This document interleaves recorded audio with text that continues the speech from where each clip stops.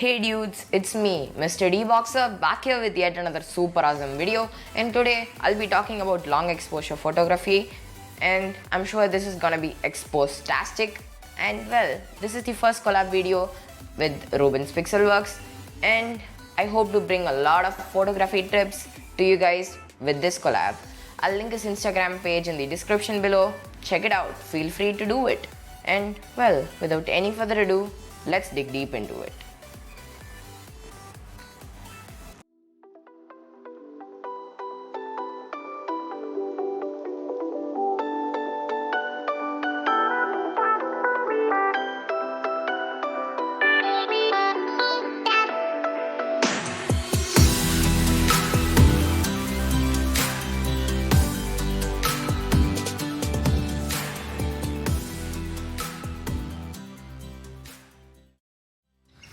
So starting with the easy steps, you need to open up the inbuilt camera app and select the Pro mode or the manual mode or the expert mode, whatever your system decides to call it. It just needs to give you those manual controls. Go into that mode. Or if your phone doesn't have that functionality, well, don't worry, I'm here to the rescue. I'll give some apps that support some manual controls that I'm talking about in this video in the description below. I would suggest Open Camera, or I would even suggest that you use manual camera. And now you must shine light on your model.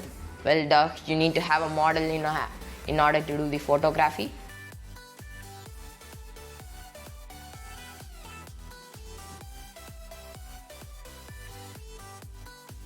You can't do it with a dog because it won't listen to you and it would never stay still except for in sometimes.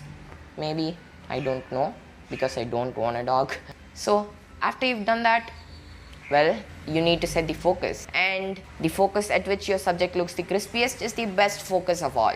And remember that when you're doing the focusing. And you need to frame your subject after that. After you've finished framing, you need to set a timer which should be 3 seconds at minimum or at 5 seconds. If you're feeling comfortable at 5 seconds, just do it.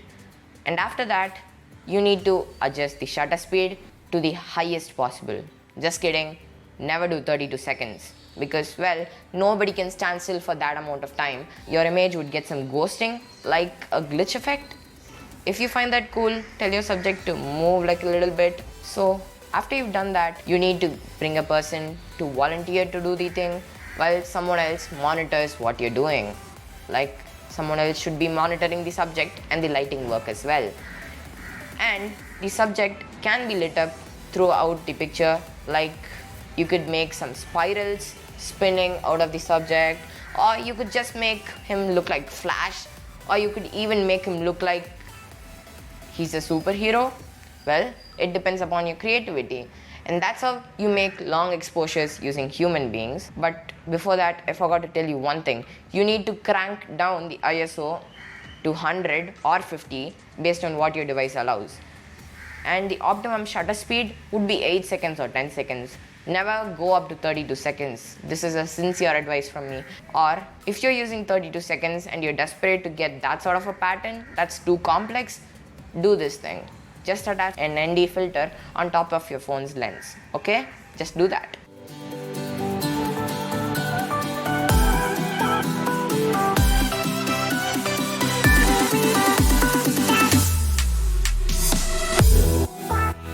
And that, my friends, is how you make long exposures of living beings using your smartphone in the night time. I hope you enjoyed this tutorial. Just kidding, it didn't end yet. For patterns, you'll need to do exactly everything the same, except this time you need to frame it for the pattern, not for the subject. Remember that. And you could press the shutter button. Well, duh, everybody does that.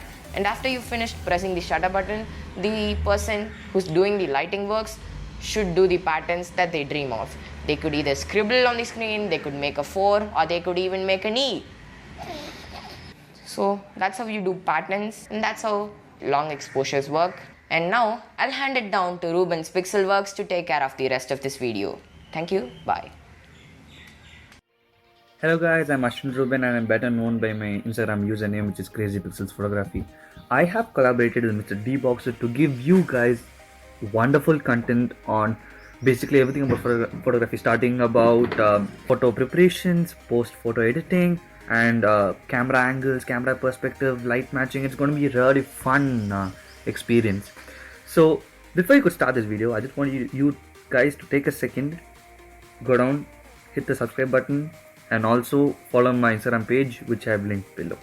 Okay, so let's start on the video. So we have chosen a wonderful topic to kickstart this collaboration, and this is started photography. So what is started photography? It is basically long exposure shots of the sky put together to show the definitive path of the stars. It's really amusing that you can actually see the stars moving, and it is a very good experience. So I want you guys to have the same experience that I had. I just want you guys to pass on this knowledge, so that what I learned I have passed on to you, and I just want you to keep the chain going on. Okay, so this reaches more people. Okay, so now let's get into the equipments, then the technical details, and then let's see a recording, few examples. Yeah, okay. So what do you need in order to take Star Trek photographs? So you're going to need three things. The first one, you're going to need a DSLR, like this trustworthy friend. I'm just kidding here. You don't need this. All you need is this. If you have a DSLR, well and good. Otherwise, I think this is more than enough. Yeah. So never let your phone limit you. You may have a pro mode, you may not have the pro mode in your phone. It doesn't matter, because you can always use third-party apps to get pro mode in your phone. So never let your phone model limit you. It's your dreams that should limit you rather than your phone model. Okay. Then what is the second one that you need? So second one that you need is a flat surface to place your phone or a tripod. So you just need to make sure whatever you use, make sure it's facing the sky and should not have any sudden movements, any jerks. Yes, that is what you need. Okay. Then the last one that you need is basically you need two softwares. So not software, actually, app. So what are those two apps? So you need an app called the Intervalometer, and the second one you need an app called Star Trails. I have linked both of these apps down, and I'll be talking about them, explaining about them later. Okay. So now let's get into the technical details. Okay, sometimes they do scare me a little bit, but those are the fun part. Okay. So what are the technical details? I want you to open your phone camera, and first go to ISO. So make sure ISO is anywhere below 800, because if it's going to cross 800, it's going to give a very noisy photo. Yeah. Then the second one, I want you to make sure your shutter speed is anywhere between 10, 16, 32. I would suggest keeping it 16, because that is like the average. But if you go to 32, you're going to have a sort of a different result. Yeah, which I will be showing now. So I want you to choose 10, 16, 32, but otherwise just stick to 16. But if you want to experiment, always go ahead with 32. Yeah. But I have personally used 10, so 10 has given me really good results. Okay. Then I want you to go to your focus and make sure to either set all the way to the maximum. It can be infinity in few models, it can be 100 in few models, but in my phone is 100, maybe it's yours, it's infinity, doesn't matter. Just the max value is what you want. Then you have the white balance value. So make sure your white balance value is anywhere between 3200K all the way to 4400K. This is what we call the daylight range. Anything below 3300 is going to give you a very cool bluish look, and anything above 4400 is going to give you this warm orange look.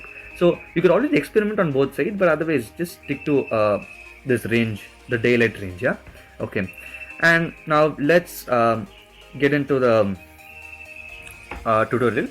That is I'll be showing you my screen recordings and stuff. But before that, I just need to give you two tips. The first one is never leave your phone unattended, and the second one is don't expect a result within just 30 minutes. It's going to take a lot of time. It could be hours and hours and hours, but remember, the more amount of hours you put in, the more definitive your Star Trails are going to be. So just remember, the more amount of hard work you're going to put in, your effort and your hard work is going to be so much better. Yeah. Okay, let's get into the tutorial. I'll see you on the other side. So you see, now I have this sort of a pop-up. So it tells me open any camera app, and so I'll show you how to set it up. So what you're gonna do now is you're gonna go to my camera app. Yeah, you're gonna go to my camera app, and yeah, so just basically click on this, configure, and you just need to place it above your shutter button. Yeah, so just click OK, and now if you give start infinity, it's going to start taking photos. See, it has started taking photos basically. So now if I want to stop it, I could just say stop, and it's not gonna press it again. So it basically does it infinite times until the moment you stop it. So this is all you need to know about the intervalometer app. So now let me take you through the Start Rails Photography app. So here I just have to choose the images and just give a merge. It's gonna stitch all the photos together, and I'm going to have a final photo. Okay, so I really hope that you guys enjoyed this video. You got a lot of information. Any questions whatsoever, please make sure that you put them down in the comments. I'll be checking it, and Mr. Dbox also will try his best to answer. So thank you for giving me this wonderful opportunity, and hope to see you guys on another video. Until then, bye. So that's it for today. Hope you enjoyed, and if you did, tell me by hitting the like button, and if you did not, tell me in the comment section on what I should fix, or just put your suggestions in there, and hit the subscribe button along with the bell icon to stay tuned for further videos related to gadgets/tech. And thanks for watching. This is Mr. Dbox signing off from all of you just for the moment, and I'll catch you with yet another super exportastic video. Goodbye.